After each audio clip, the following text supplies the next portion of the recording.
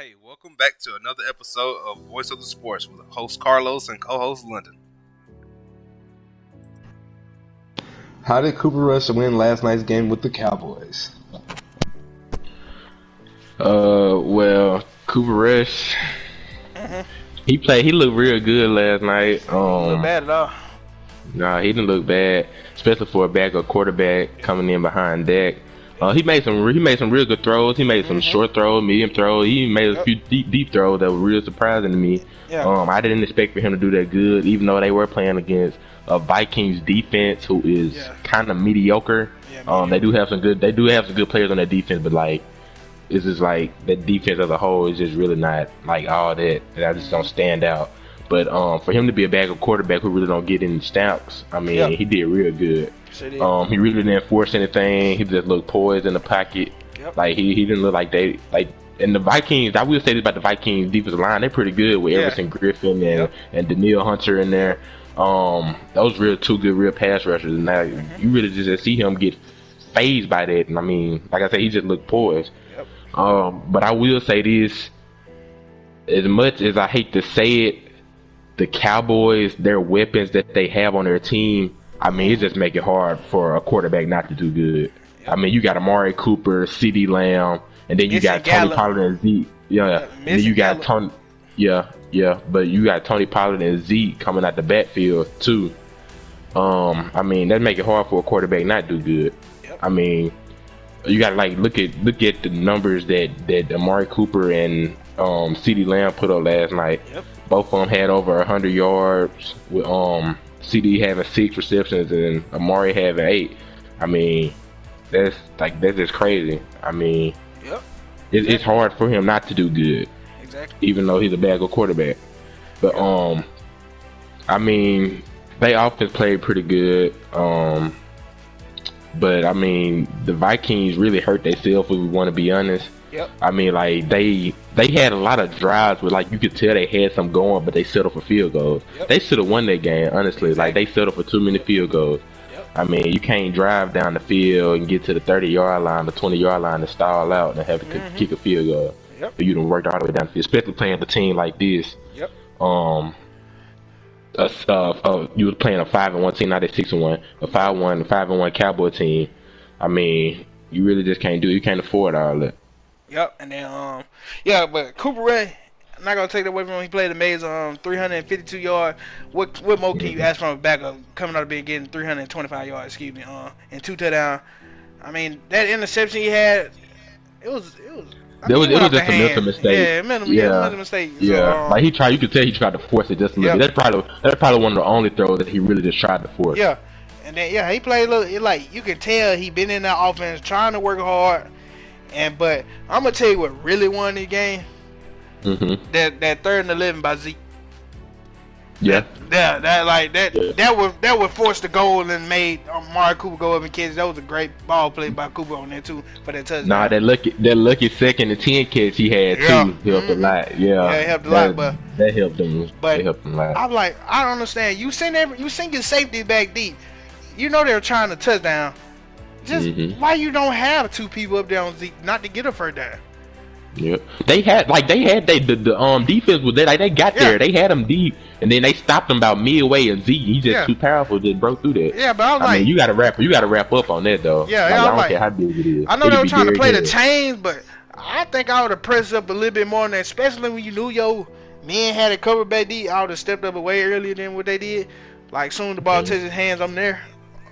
But, but I mean they had him stopped up about 8 yards from the thing, from the line of scrimmage. I mean from the first down marker. I mean they got to wrap up. That's just horrible tackling by the Vikings. Like I said, that defense, like they got to step up at certain time, and that's part of the reason why that their season ain't going really how they wanted to go. Yep. And then great offense with a mediocre defense. Yep. And then like that play, that was like that set up the whole game. So and then the rushing game was not going for Zeke at all. I mean, like you said, Griffin and then Danielle Hunter, they were great. I like you see Griffin put one of their best linemen on the sideline for the rest of the game with a hurt ankle.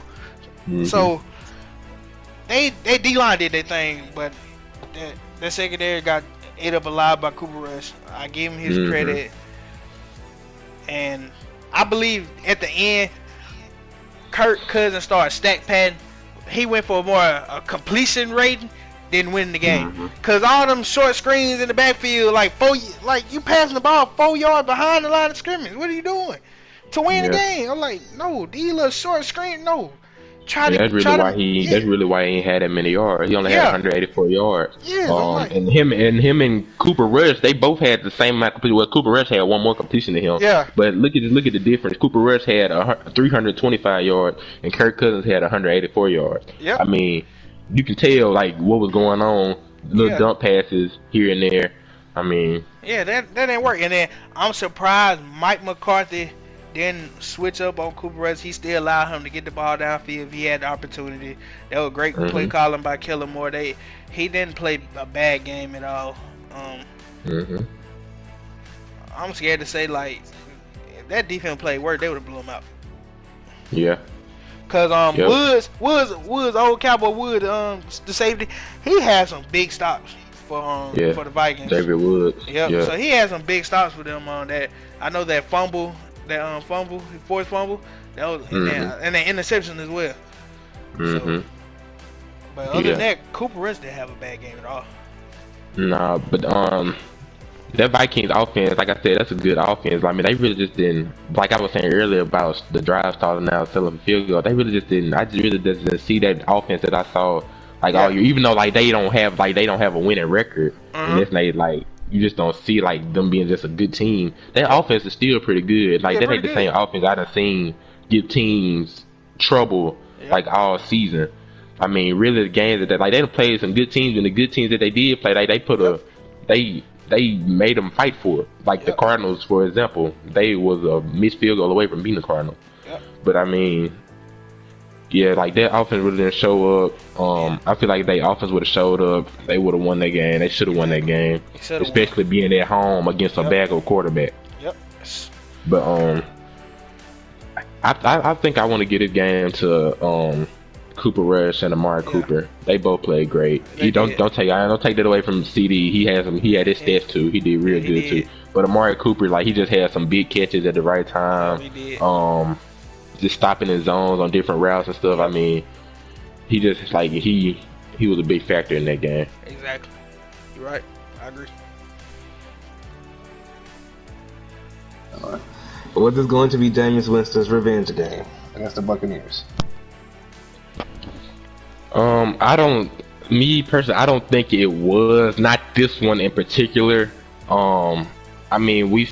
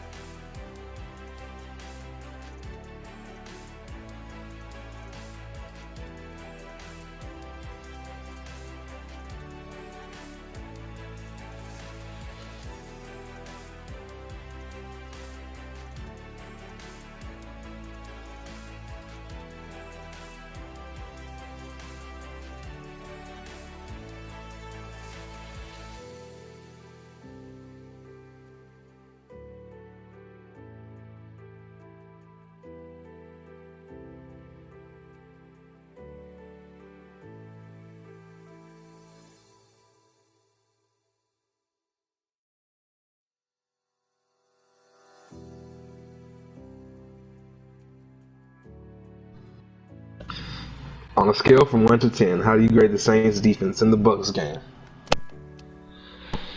I might make a few Saints fans mad here, just a tad bit, but I'm gonna just go.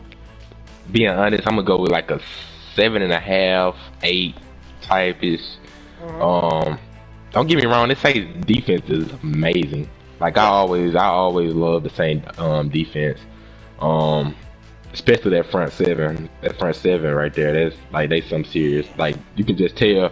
Like me and you talked about like off the podcast. We talked about how like the Saints always make Brady make mistakes, and that's like that starts with the defensive line and the linebackers. Getting the pass rush on Brady, getting pressure on Brady. Like the little like just mental mistakes helps you win a game, and Brady made a few mental mistakes.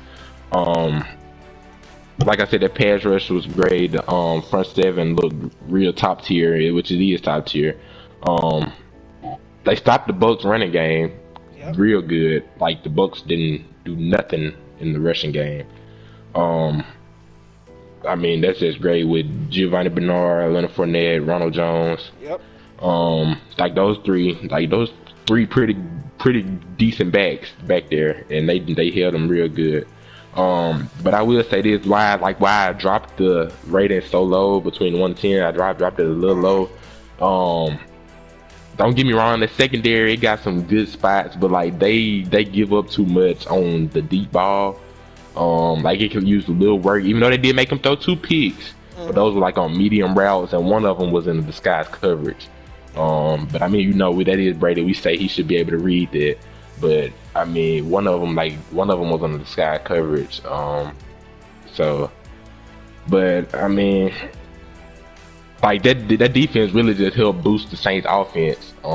Like we talked about Trevor Siemian, how he did good. Like his numbers really didn't like just stand out, but like they really didn't need to, because like the defense helped turn the game over to the offense to give them a boost. So yeah, that's why I put it like a 7.5, 8. Really, just because, like I said, the secondary giving up too much on the deep ball. That's really the only bad spot. You probably can put a little higher. Let's say 8.5. You probably just put it a little bit higher. But yeah, if they work on that deep ball coverage a little better, just the deep ball, because the medium and short stuff and the running game, that's on lock for sure. I love it. But they just work on the deep ball a little bit better, not getting burnt and not committing penalties on the deep passes. They'll be straight. Okay, yeah. So, alright. So me personally, I gave them a 9. Okay. Only thing I had a problem with, I think Lattimore, he was trying to over pursue. Like he knows that he got Mike Evans on lock for the past 2 to 3 years. So I think he overcommitted the game, trying to prove a point to himself mentally, by playing like Marshon Lattimore, one of the best man coverages in the league. He one of the best. So by him trying to like over pursue Mike Evans and getting burnt, like he got burnt twice. Like Brady just overthrew him on one. The second one he got him, and then he got the PI by tackling early, but Mike Evans still caught the ball for a touchdown, so it really didn't matter that much. And then the other mental mistakes we made in that zone left in the LSU rookie open in the backfield. But other than that, the key to always beat Brady is the pass rush. Like you said, the pass rush. We played great there. Got us a couple sacks. My boy Cam Jordan came got a forced fumble, and then your boy Chauncey Gardner from Florida got him a pick, and then PJ Williams came in there, got him the game-winning pick, and then they say Brady has never thrown an interception under 2 minutes in his career, and we made him do that. So I was very happy with my Saints defense. The offense, we're gonna get better. We're gonna continue to get better. I think Trevor Siemian can continue to do what he's doing, playing good, and I think we can finish in a very good spot by the end of the season. But like you look at it, the Saints always do the Buccaneers like this. I mean, I don't want to like make it like sound like the Bucs trash, 'cause they far from trash. But like we being honest, and we look at the Buccaneers schedule, They really just haven't beat a good team this year. Yeah. Honestly. The best team they played this year was, sadly to say, was the Cowboys. Nah, they played the Rams. They played the Rams. But like, Rams, you talking about Rams, the one they beat? Yeah, the one they beat. Yeah. But I mean, that was you can't count the Rams because the Rams beat them. Yeah. I thought you was talking about in general. Yeah, okay. But yeah, the Cowboys probably the best team that they beat, honestly. But and then they had some close games against teams that's not really as good. Like the Eagles game. The Patriots pretty mediocre. They pretty average right now. But like they gave them a run for their money too. Yep. So yeah, like the Buccaneers really just ain't played no good teams. They probably got one of the easiest schedules in the league. They really don't just have any more tough games except for the games where they play the Bills and they play the Saints again. Those like two most toughest games, and like that says a lot. Yep. They got how many more games? After how many more games they got left on the schedule? Like like 9? Yeah. Yep. So like 9 games. Like that's you only got 2 more tough ones against the Saints and the Bills. Yep. Yep. Like they got one of the easiest schedules in the league. So like that's a recipe for success right there for Brady. Yep. Like helping out. Then like you were saying, they scaled down. They not playing nobody hard for the rest of the year except the Bills and the Saints. You see what happened when they play a good defense. Yeah, when they play good defense, they lose. Like the Rams, their defense pretty solid. The Saints defense solid. Yeah, and then they look shaky this year though. The Ram defense. Yep. Then like they you saying about, get the bus though. Yep. And then like you saying about the Patriots, to me, I like the Patriots. The Patriots got a pretty tough, gritty defense. Like they came got a big win last night over the Chargers. Even though Mac Jones didn't play particularly well, but their defense did. Came and got 2 picks off Herbert. Yeah, they pretty average. I just don't want to say they good yet. Yeah. I really need to see them like make a statement win. Yeah. But then just say they good. That's why I say they pretty average. They not bad. They definitely not bad. Yep, I just need to see like a good win, a real good win. Like that was a good win last night. When they played the Chargers. Yep. The Chargers are a pretty good team this year. Like they going a little off course now though. Yeah, like, they starting to go. Yeah, they're starting to go off a little off course now, but like they're still a pretty good team that they beat. Yep. Yeah. So, like the Buccaneers, they just gonna get in there from weak games. So you see, like I said, you see what happened when they play a good defense. They really not gonna pay them any more good defenses. But the Saints defense is a pretty tough defense, and you see what happened. So yeah, I'm gonna leave that rating about an 8.5. I go at 1 from my initial what I said 7.5. I say about 8.5. Yeah, that's a pretty good defense. Yeah, I think we do got pretty good defense, though. That's why I'm gonna stick with my 9. I hope we can continue to get better, especially if we down quarterback. So we need our defense to tighten up real good. We want to make it far. Alrighty. Is Mike White Big's game against the Jets going to affect Zach Wilson's future? I say that it depends on how he play. You know, they play Thursday against the Colts. I say it depends on how he play on Thursday. And that's most of the time that's the case. You really just can't tell from one game, even though he had a pretty big game. Against a big team. Real good. He had a real good game. Yep. They play the Bengals. The Bengals defense is just like, it's not like a top tier defense, but it's a pretty good, like it's a solid defense. Let's say like they're like solid.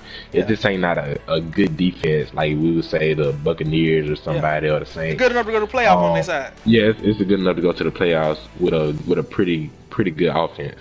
Yep. So I believe that that's a big win for the Jets and Mike White in general.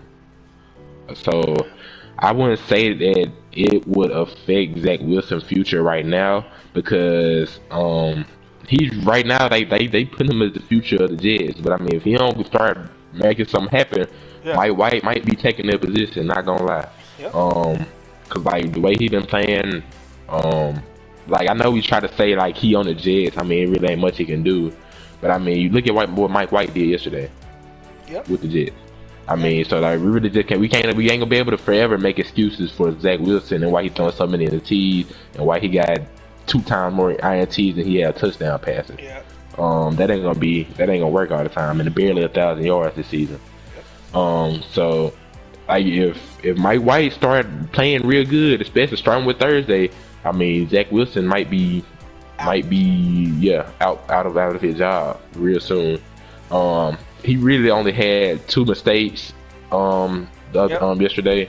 The 2 INTs, but I really just can't put both of them. I was looking at those INTs, like really both of them weren't his fault. The second one really just like it got tipped, and I mean you really just can't do much about that. But the first one, like you could tell he tried to force just a tad and it got tipped and intercepted. But I really just can't blame that one all on him too. Like of course, like I just said, you really can't do much if the ball get tipped. So he played really good. He made he did make a lot of passes though. I will say that for him, that's another reason he got so many yards. Yep. He made a few good medium passes. He made a lot of dump passes too though. Yep. And his backs and receivers got a lot of yards off the dump passes and screens and stuff. So like that helped out a lot too with his passing yards. So like we really just didn't see much of his deep ball. Yeah. Maybe we'll see more of that Thursday to tell like if he's gonna be a real legitimate quarterback. But I believe that Thursday is gonna tell a lot. Yep. He did get injured in that game too. Like he came out for a little bit off a roughing the passer call. I believe that probably started him a little bit. So we're gonna see how he shake back from that and see like if he's this really what he want to be at, and see how he do going from there. So yeah, I believe that hit started him just a little bit. But I like what I saw from Mike White. He did look like he looked kind of uncomfortable to me. I don't know, maybe that's just how like his quarterback style, but to me he looked just a little uncomfortable back there in the pocket. But he made the plays and made the throws. Yeah, but I mean, that was he gave him the opportunity. Yeah. So. Yeah. He just looked a little uncomfortable. But I believe it's gonna work out.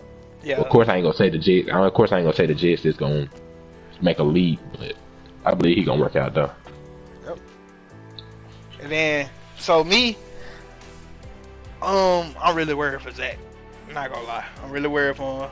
Cause you think about it, Mike came and threw almost half of his yards in one game. Again, you're not getting no scrub team either. So, and then he only had 9 incompletions on 37-46, 405 yards, 3 TDs, and 2 interceptions. With that win, I canceled out the 2 interceptions just because I didn't expect them to win that game at all. And then we know, I don't think nobody did. Yeah, that's what I'm saying. So, especially with the Bengals, they was one of the top teams. Yep. Yeah, they were real high. They were one of the top teams in the AFC. They was number 1 in the AFC actually. Yep. Let me get that right. But before that game, so. Yeah, and they didn't expect the worst team, one of the worst teams in the league, to come in and beat them. Yep, and then even the coach in the interview, he's not, you know how coaches are. They're not gonna get all into it just all based off one game. But if he come in Thursday and put on another performance like that, that's why I said it's gonna depend on Thursday. Zach might be out his job. Yeah, because you have to think about it. Zach Wilson know he's a rookie on 1,100 yards. 4 TDs and 9 interceptions with a 63 QBR. So that, I mean, 63 not bad, but it ain't the best either. Yeah, it just ain't good. So, and then Zach Wilson ain't had a game like this, if I'm not mistaken. Have he had a big 400 yard game? I mean, we can exclude the 2 interceptions, but he did throw them. But did he have a big 405 yard win with 3 TDs? No, I think the most he had around almost 300 when they played the Titans. Yeah, but I don't count that game because no AJ Brown, no Julio. But I mean, really, that ain't got nothing to do with it the Titan defense though. So you really just can't say that. Yeah, but yeah, that's probably like the biggest game he did have. So I think Robert Saleh, the Jets head coach, I believe that he gonna have a big decision to make coming in the following weeks. In the near future, yeah, he gonna have a big decision maybe what he want to do with Mike White and Zach Wilson. Then they also signed Joe Flacco as well, if I'm not mistaken. Yeah, they did last week, I believe. Yeah, so I don't unless Mike just go down bad and then Zach not put on this. That's the only way I see Flacco playing this time soon. But as of right now, Mike is hot. I hope he continue to stay hot. I wish the best for both of them. Wish the best for Zach. I like Zach a lot because he got a strong arm. He pretty good. But I want to say he's going to end up having to leave the Jets to unlock his true potential. But we said the same thing about Sam Darnold, and I look at him, he 4-4. He started out high. Yeah. And went a little slow. Yeah, they had a good win yesterday that they needed. Yeah, they needed that.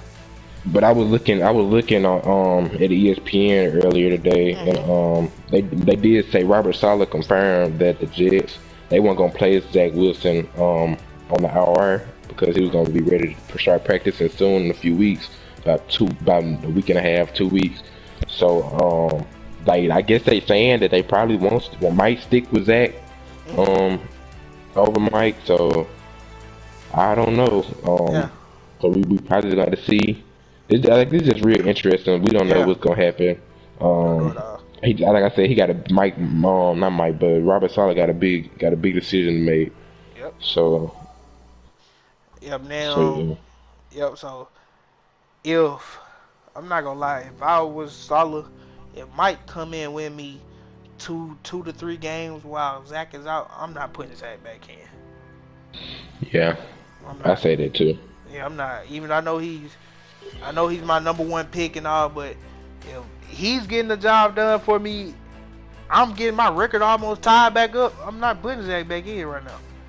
He gonna have to sit back the rest of the season, get better practice, and get ready for next season. Oh yeah, for sure. Especially if he put them on a win streak and they get their record almost back to 500. Yeah. Who they is right now about 2-6. 2-5. 2-6. 2-5. One on. Yeah, if they get their record back at almost 500 or at 500, I'm probably gonna keep Mike at the starting right there. Yeah. But either way, I'm gonna say either way it go, I believe that they still even if Mike really just can't get them back over the hump, I believe, and when Zach get back, I still believe that they should split up the reps between them two. Yeah. Because the way Mike played, he played great. Like I don't think nobody came in this week expecting Mike to put on the show that he did. Yeah, like lead the league in passing yards for this week here. Like he had the most passing yards this week. Hey, think about it. I don't think nobody expecting it. If you think about it, it was the weeks for backups. Yeah, it was. All the huge backups got him a win. Last week, Case Keenum got him a Browns win. Cooper got him a win. Trevor Siemian got him a win. Is one more. Or Mike White got him a win. Is one more after that. I'm pretty sure. I might be mistaken, but yeah. I think that's it. Yeah. So hey, a lot of backups got them a good win under their belt this week. For more sports debates, please hit the subscribe button and turn on post notifications.